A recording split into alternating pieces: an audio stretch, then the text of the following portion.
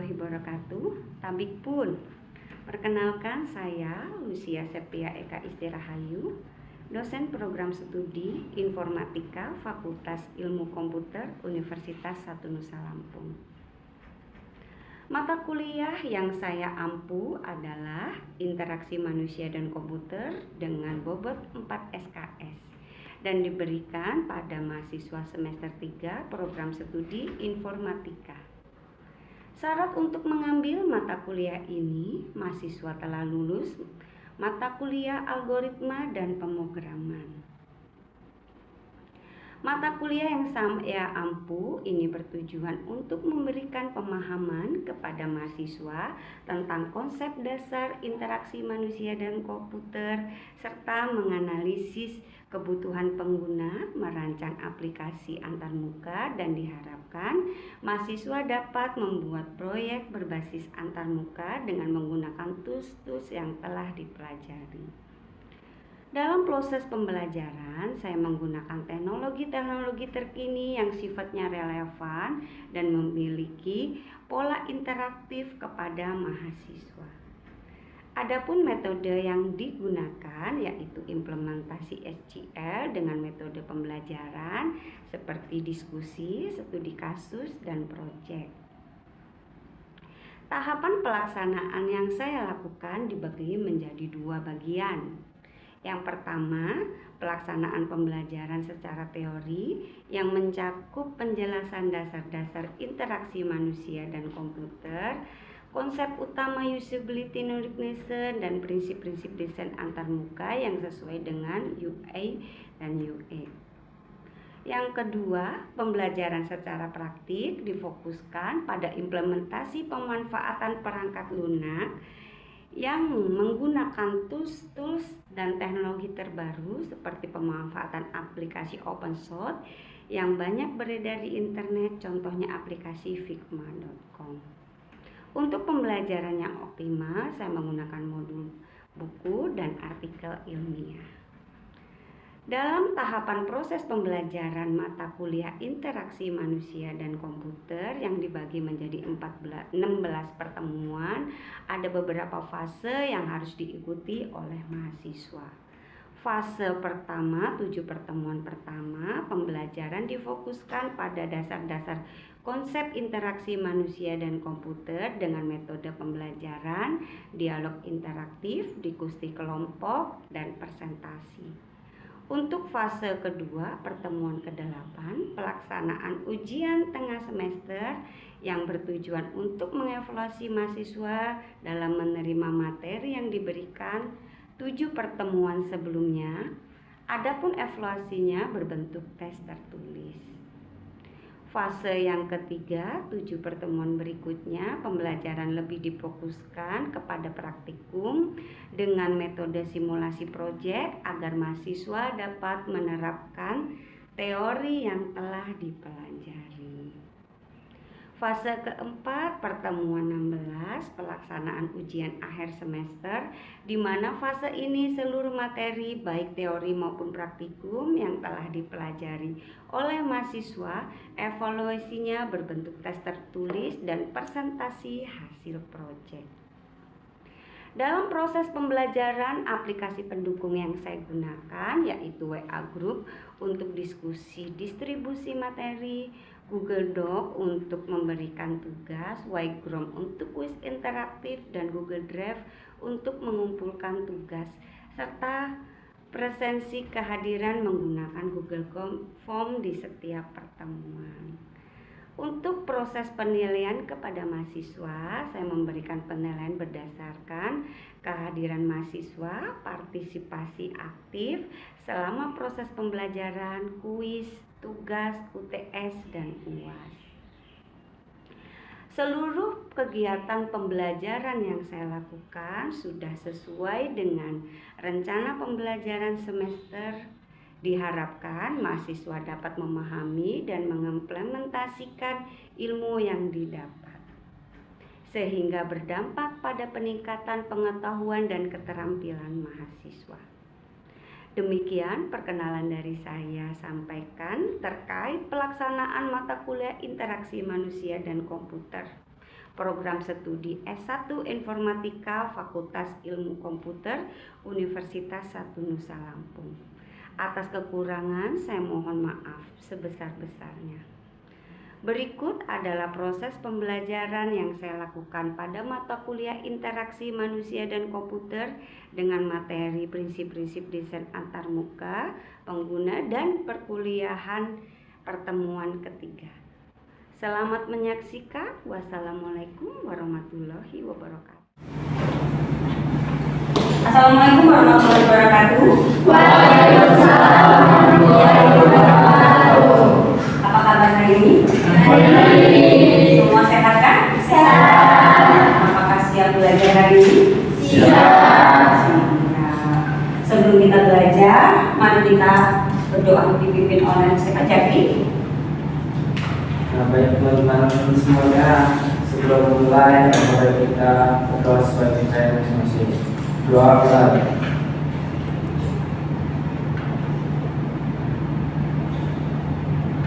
Doa selesai. Baik, terima kasih. Sebelumnya Ibu akan mengecek kehadiran, ya. Apakah hadir semua? Hadir. Silakan mengisi presensi pada barcode yang sudah Ibu siapkan, ya.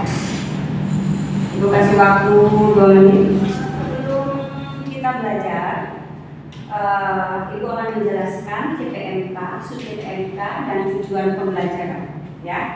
CPMK perkuliahan hari ini yaitu mahasiswa mampu menganalisis konsep utama user living, verification, dan prinsip desain antarmuka. Dan untuk CPMK-nya, mahasiswa mampu menganalisis prinsip desain antarmuka berdasarkan usability dan verification.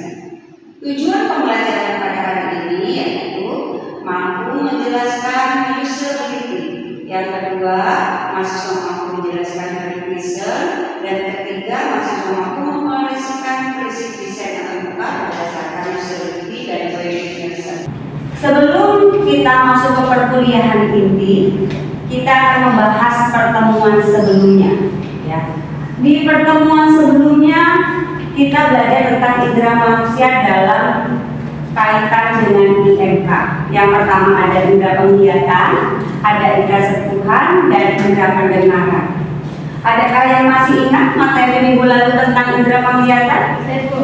Baik, Anggi. Indera penglihatan. Pengguna menerima informasi melalui tampilan antarmuka seperti warna, icon, teks, tombol, gambar, dan tata letak. Desain visual yang jelas membuat aplikasi lebih mudah dipahami dan digunakan. Baik, pintar sekali Anggi, ya. Oke, yang untuk kedua, indera sentuhan dan indera pendengaran, ada yang masih ingat? Oke.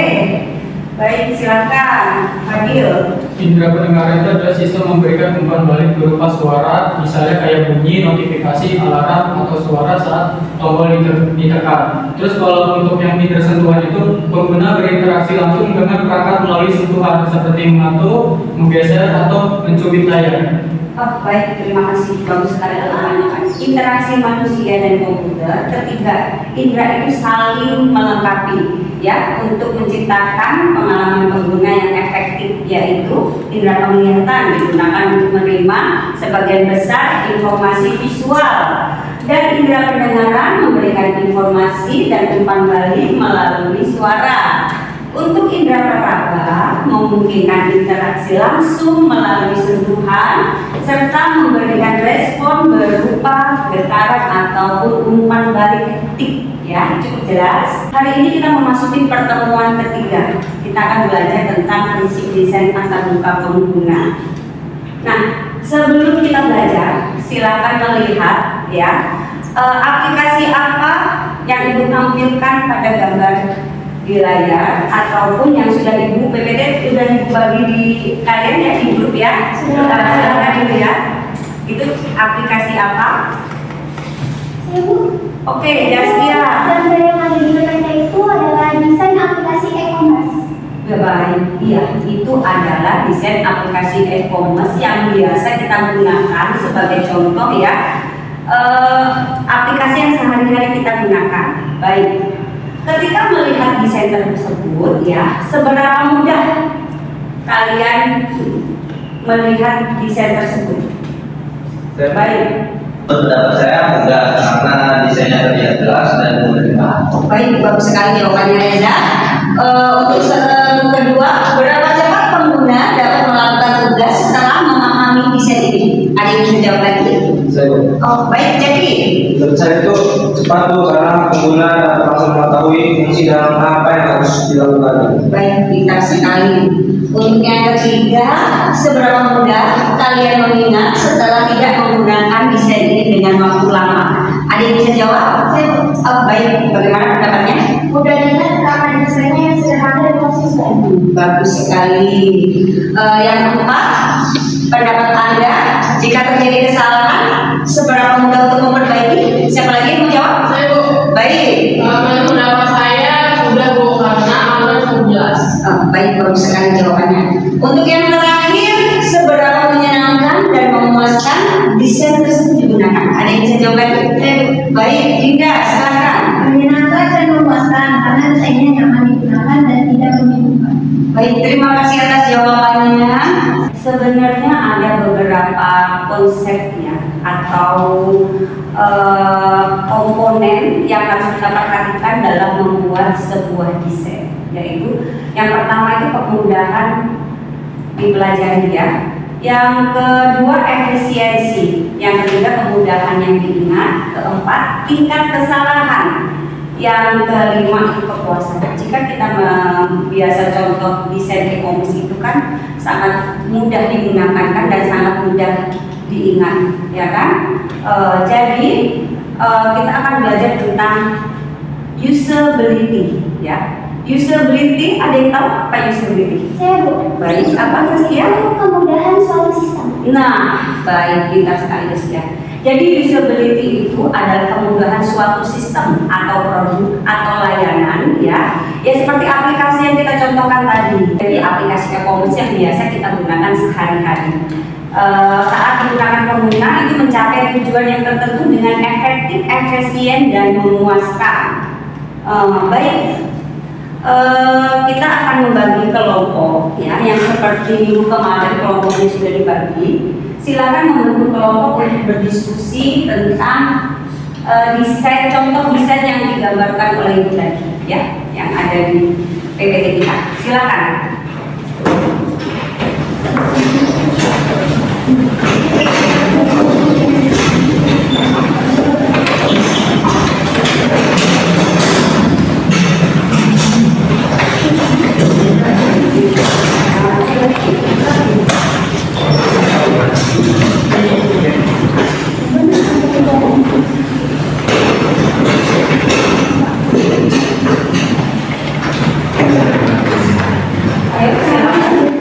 Untuk soal diskusi sudah Ibu berikan di Google Doc ya, silakan diakses.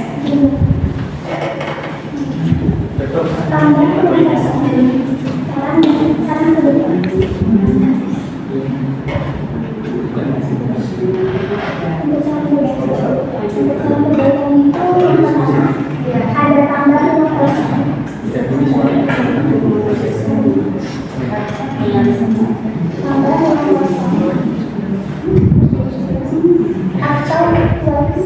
Ayo, apakah ada yang bisa ditanyakan? Apakah cukup jelas? Tanya, silakan berdiskusi.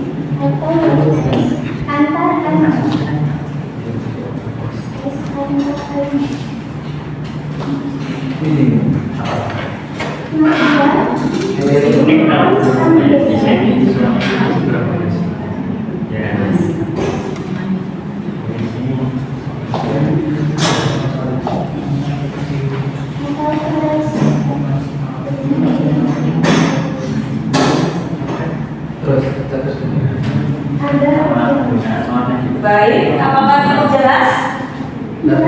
Jelas ya. Untuk kelompok satu, ya. apakah sudah mempunyai jawaban? Ini lagi didiskusikan. Oke.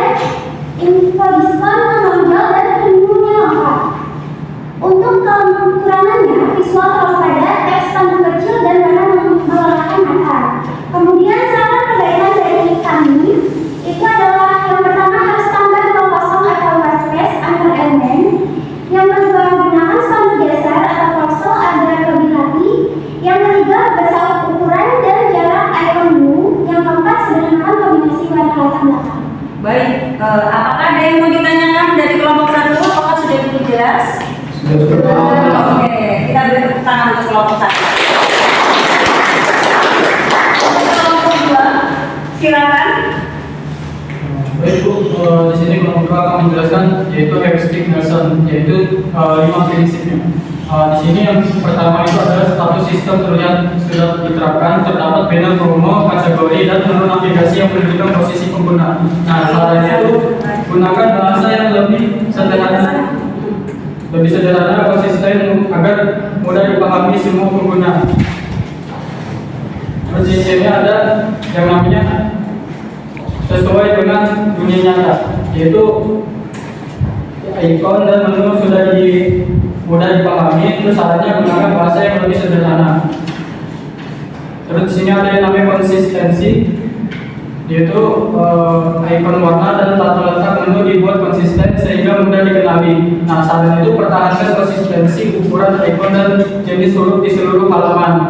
Terus ada prinsip recognition better than backup, yaitu mengenali lebih baik daripada mengingat. Menu dan kategori selalu terlihat sehingga pengguna tidak perlu mengingat letaknya. Terus sarannya tambahkan label yang lebih jelas pada setiap ikon. Baik, itu tadi 10 prinsip. 5 prinsip. 5 prinsip yang dijelaskan. Prinsip siapa?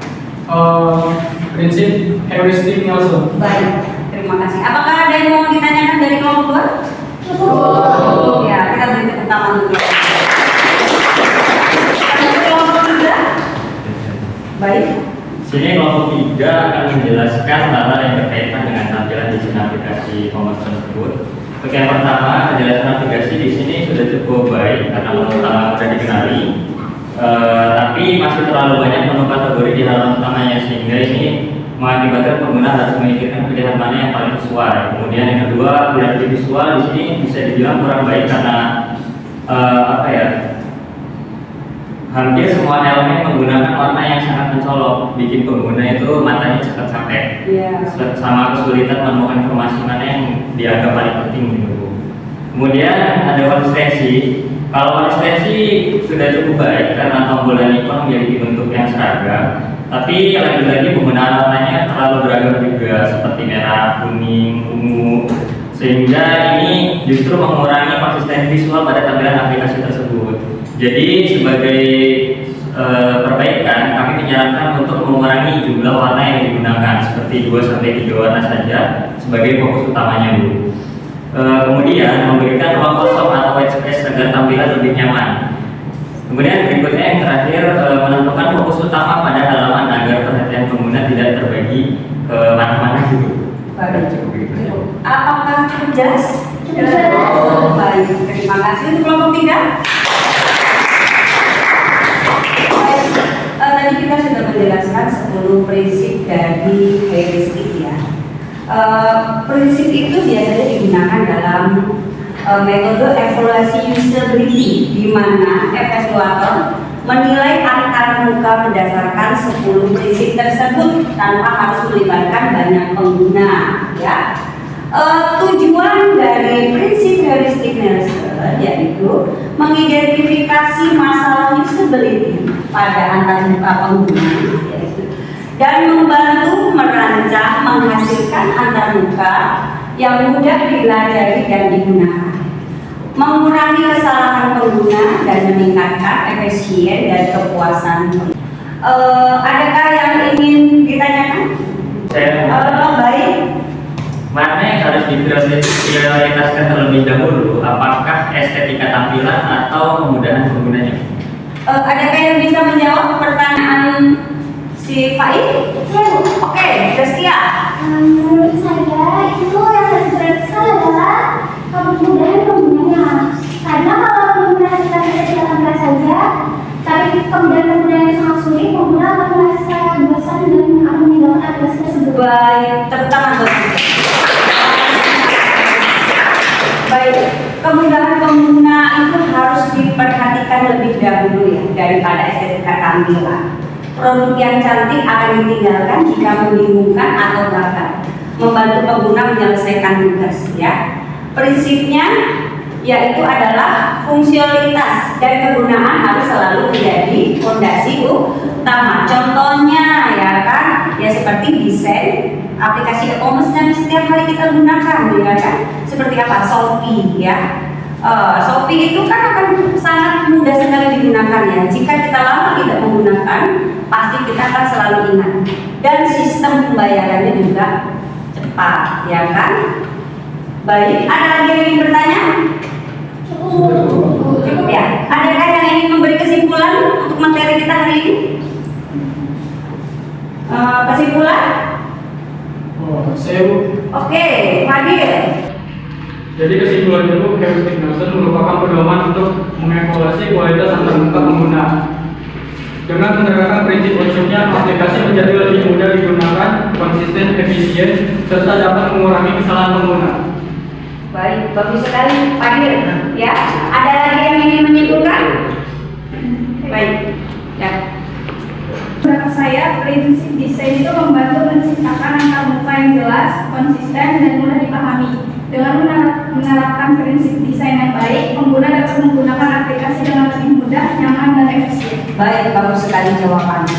Jadi kita kesimpulan hari ini, ya, usability merupakan aspek penting dalam desain antarmuka karena menentukan kemudahan, ya, efisien dan nyaman pengguna saat menggunakan aplikasi.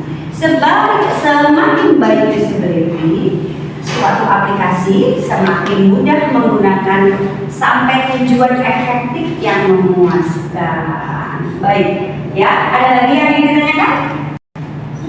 Oh, cukup, baik, cukup jelas. Baik, hari ini kita akan refleksi, ya, untuk materi hari ini, ya. Setelah mempelajari 10 heuristic lesson, prinsip manakah yang menurut Anda paling penting dalam merancang antarmuka pengguna? Jelaskan alasannya. Siapa yang bisa refleksi materi hari ini? Oke, Fadil.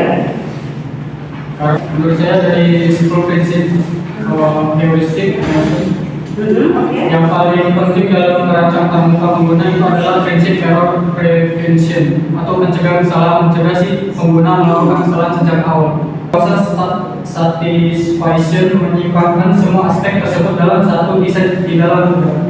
Baik, bagus sekali jawabannya, Fadil, ya. Kita akan ada tugas, ya. Kita akan ada tugas, itu kuis interaktif.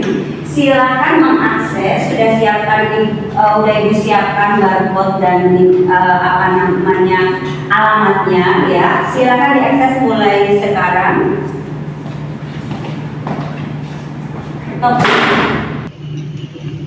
Apakah sudah siap semuanya? Siap. Oke, kita mulai, ya.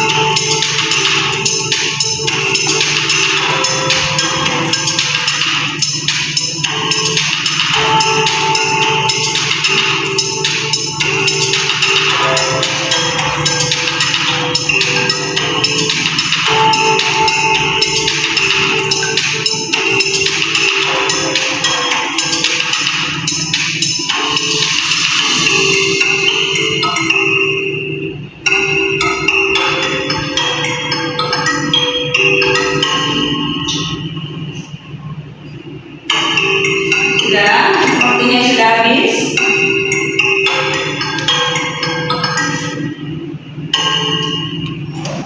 Oke, juara 1, juara 3 Yohana, 2 Kalisa, pertama Panika, tepuk tangan.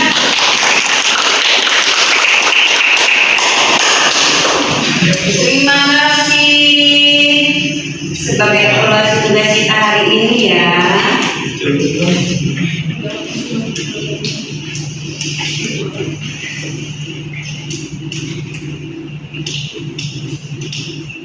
Nah, baik. Pertemuan perkuliahan pada hari ini cukup sampai di sini ya. Untuk pertemuan selanjutnya yaitu kita akan mendesain dalam proses analisis tugas, membuat desain dalam proses analisis tugas ya, menggunakan prinsip-prinsip yang sudah kita pelajari hari ini ya. Silakan nanti di rumah belajar ya. Untuk hari ini juga kalian harus belajar sampai rumah. Terima kasih untuk hari ini, tetap semangat ya. Perkuliahan hari ini kita tutup dengan doa. Silakan Jaki untuk memimpin doa penutup. Ya, baik, teman-teman semua, untuk acara kita pada hari ini kita berdoa terlebih dahulu. Doa mulai.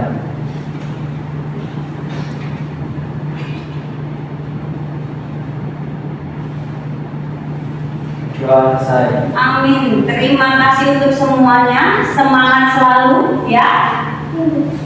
Hati-hati di jalan ya. Sampai ketemu kita untuk pertemuan minggu depan.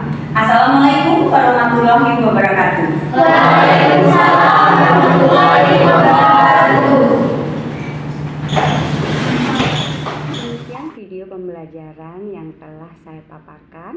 Semoga materi yang saya sampaikan selaras dengan capaian pembelajaran mata kuliah serta mendukung proses pembelajaran yang berpusat pada mahasiswa. Apabila dalam penyampaian ini masih terdapat kekurangan baik dalam penyajian maupun penjelasan materi, saya memohon maaf yang sebesar-besarnya. Segala kekurangan tersebut akan menjadi bahan evaluasi bagi saya untuk terus meningkatkan kualitas pembelajaran. Terima kasih atas perhatiannya. Wassalamualaikum warahmatullahi wabarakatuh.